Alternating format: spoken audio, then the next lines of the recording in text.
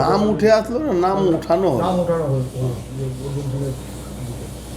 তো কালকে তো জবাব দিয়ে দিয়েছি, আমি তো বলে দিয়েছি কি মমতা ব্যানার্জি মিথ্যা কথা বলেন।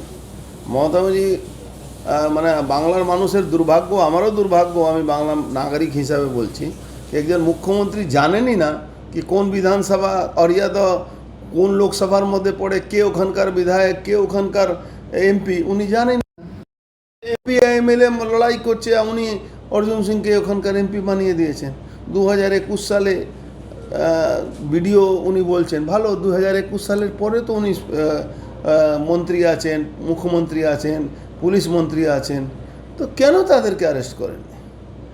সেই যে বাড়বাড়ান্তি আছে ওখানকার কাউন্সিলর, ওখানকার তৃণমূলের পুরনো কার্যকর্তা, তারা তো সবাই জানে ওখানে কীভাবে মদন মিত্র তাকে নিয়ে নাচানাচি মাখামাখি করে ওখানে লুটের সাম্রাজ্য কায়েম করেছে, কল সেন্টার থেকে নিয়ে পুকুর ভরাট থেকে নিয়ে কি হয় না ওখানে। মশলে মমতা ব্যানার্জি ওই অর্জুন সিংয়ের কে এখন আরও কিছু মামলায় ফাঁসাতে হবে, তো অর্জুন সিং বিজেপি এখানে হয়ে লড়াই করবে, তো ওকে ফাঁসাতে হবে, তো ওর নাম নিয়ে নিচ্ছে। তো অত সোজা নাকি 165টা মামলা করে উনি আমার কি করতে পারলেন? আরও করুন, কোনো অসুবিধা নেই। মানুষ, বাংলা মানুষ তো দেখছে।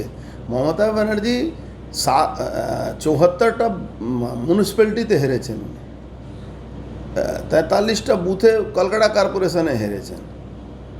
উনার দলের একজন মেয়র, মন্ত্রী, ও সমস্ত এমন কথা বলছে কি সমস্ত ইসলাম ধর্ম হলেই সে জান্নাতের জায়গা পাবে, আর সবাইকে ইসলাম ধর্ম গ্রহণ করার জন্য বলছে।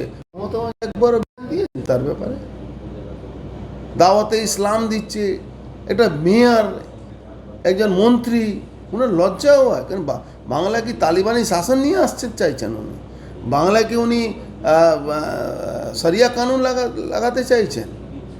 কি হচ্ছে কি বাংলা মানুষ, বাঙালি হিন্দু এরা দেখতে পাচ্ছে না কি কি হচ্ছে? একটা মুখ্যমন্ত্রী এইভাবে বক্তব্য দিচ্ছেন, বাংলাকে ভাগ করার আবার একটা পরিকল্পনা করছেন, বাংলাকে বাংলাদেশ বানাবার একটা পরিকল্পনা করছেন। জয়ন্ত সিংয়ের যে বাড়ি, যে দুধ বিক্রেতা থেকে দুধ সাদা, জয়ন্ত সিং নিজে পৌরসভাতে চাকরি করে, কে চাকরি দিল? এই তো তদন্ত হচ্ছে, তো ওখানে তো ইডি তদন্ত করছে, ঘাবড়াচ্ছেন কেন? সবই তো চলে আসবে। ও তো নিজে ওকে চাকরি দিয়েছে, ওর ভাইকে বারানগর মিউনিসিপ্যালিটিতে চাকরি দিয়েছে, মদন মিত্র দিয়েছে, সবাই জানে। তো ওখানে পৌরসভাতে চাকরি করলে বেআইনি বাড়ি করার পারমিশন পাওয়া যায়, পৌরসভাতে চাকরি করলে সিএসসি লাইন পাওয়া যায়। বেআইনি জায়গা সিএসসি লাইন দিয়ে দিল, বেআইনি জায়গাতে জলের কল লাইন চলে গেল, বোরিং বসানো হলো, সব কি বেআইনি?